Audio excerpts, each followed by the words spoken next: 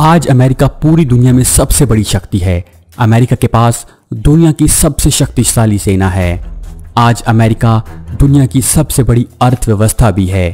पूरी दुनिया का ज़्यादातर व्यापार अमेरिकन डॉलर्स में ही होता है। दुनिया की सबसे बड़ी कंपनीज भी अमेरिका में ही हैं। लेकिन अमेरिका हमेशा से इतना शक्तिशाली नहीं था, बल्कि अपने कुछ डिसीजंस की वजह से अमेरिका दुनिया की महाशक्ति बन गया।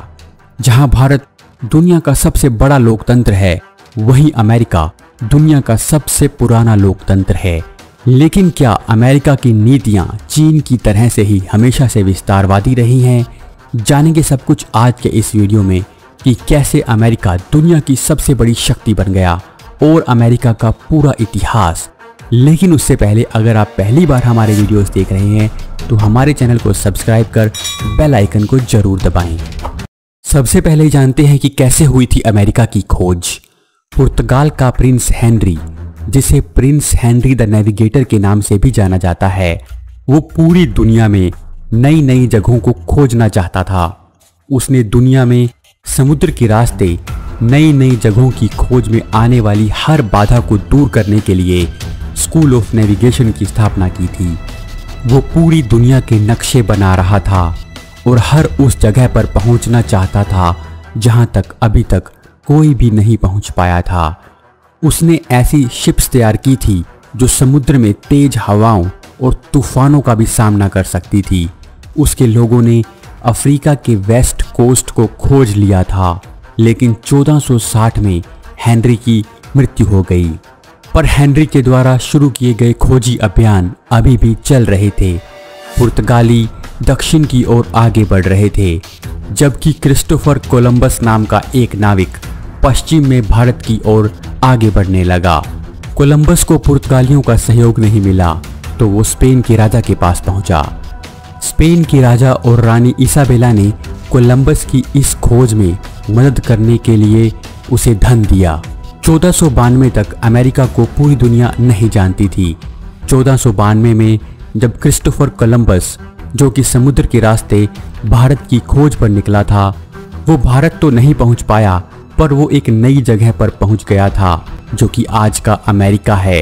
कोलंबस ने अमेरिका को खोज लिया था और उसे स्पेन के राजा ने धन दिया था। इसीलिए अमेरिका के कुछ हिस्सों पर सबसे पहले स्पेन ने अपना अधिकार कर लिया। धीरे धीरे यूरोप के बड़े देश जैसे कि फ्रांस और ब्रिटेन भी अमेरिका को हथियाने की दौड़ में कूद पड़े। इस तरह सन 1700 तक स्पेन, फ्रांस और ब्रिटेन ने अमेरिका के बहुत से हिस्सों पर अपना अधिकार कर लिया। ब्रिटेन उस समय पूरी दुनिया में एक बड़ी ताकत के रूप में उभर रहा था। ब्रिटेन ने उस समय अमेरिका के छोर पर एक बड़े भाग पर अपनी 13 कॉलोनीज बसा ली थी। वहीं स्पेन और फ्रांस ने भी अमेरिका और आज के कनाडा के एक बड़े हिस्से पर अधिकार कर लिया था। कैसे हुई अमेरिका में क्रांति की शुरुआत? अमेरिका में क्रांति की शुरुआत उस समय हुई जब ब्रिटेन ने अपनी कॉलोनीज में बहुत सी दमनकारी कानूनों को लागू कर दिया। ब्रिटेन ने व्यापार पर ज़्यादा से ज़्यादा अधिकार करना चाहा और उन कॉलोनीज पर व्यापार को लेकर बहुत से प्रतिबंध लगा दिए। हालांकि काफ़ी लंबे समय तक इस विद्रोह को टाला जा रहा था, लेकिन जब फ्रांस और ब्रिटेन में 7 ईयर्स वॉर का अंत हुआ, जिसमें ब्रिटेन की जीत हुई, तब अमेरिका से फ्रांस का लगभग सफाया हो गया। उसके बाद से सरकार ने कॉलोनीज पर टैक्स को और भी बढ़ा दिया, जिसके बाद सभी कॉलोनीज साथ आ गई और 1765 में अमेरिका में क्रांति की शुरुआत हो गई। इसके बाद 1755 में अमेरिका में पूर्ण आज़ादी की मांग शुरू हो गई, जिसे अमेरिकन वॉर ऑफ इंडिपेंडेंस कहते हैं। इस लड़ाई में फ्रांस ने अमेरिकन्स का साथ दिया था, जिसके बाद 1781 में जनरल कॉर्नवालिस ने यॉर्कटाउन में सरेंडर कर दिया। अमेरिका की उन कॉलोनीज को लीड करने वाले जनरल जॉर्ज वॉशिंगटन 1788 में संविधान के लागू होने के बाद अमेरिका के पहले राष्ट्रपति बने। अमेरिका का संविधान विश्व का पहला लिखित संविधान बना। 4 जुलाई 1776 को स्वतंत्रता के घोषणा पत्र में थॉमस पेन के द्वारा सुझाया नाम संयुक्त राज्य अमेरिका आधिकारिक रूप से शामिल किया गया था। तभी से इसे संयुक्त राज्य अमेरिका के नाम से जाना जाने लगा। अमेरिका अब आज़ाद हो चुका था। कॉलोनीज में बाहर से आकर बसने वाले लोग अमेरिका के मूल निवासियों की जमीनों को हथियाने लगते हैं।